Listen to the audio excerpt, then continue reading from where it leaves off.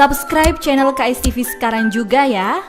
Dan klik lonceng, biar nggak ketinggalan update video terkininya KSTV.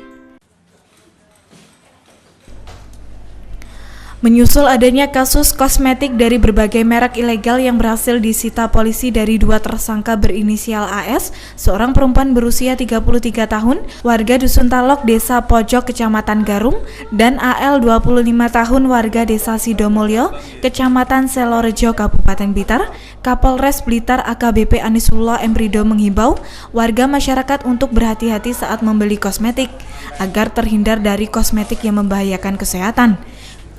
Kosmetik yang baru diamankan Polres Blitar berupa kosmetik untuk pembersih kulit atau wajah serta kosmetik lain yang berhubungan dengan kecantikan dan mengandung zat merkuri yang berbahaya bagi kesehatan. Kapolres Blitar meminta masyarakat untuk membeli kosmetik yang telah direkomendasi dokter ataupun klinik resmi dan tidak membeli sembarangan apalagi dengan harga murah namun berbahaya bagi kesehatan.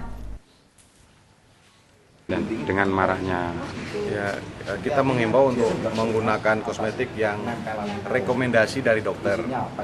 Jadi carilah klinik-klinik kesehatan, tidak usah mencari yang barang murah yang kemudian ternyata menimbulkan efek yang lebih parah. ini semuanya untuk pemutih wajah atau apa? Variatif. Ada yang untuk pembersih kulit, ada untuk pembersih wajah, ada juga untuk yang lain-lain, yang intinya untuk kosmetik.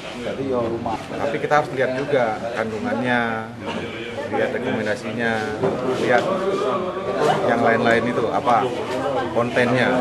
Ini rata-rata harganya mulai 50 sampai dengan 200 ribu. Sementara dari pengungkapan kasus kosmetik palsu ini, petugas berhasil mengamankan 4 dos kosmetik dari berbagai merek serta 65 lembar label kosmetik ilegal.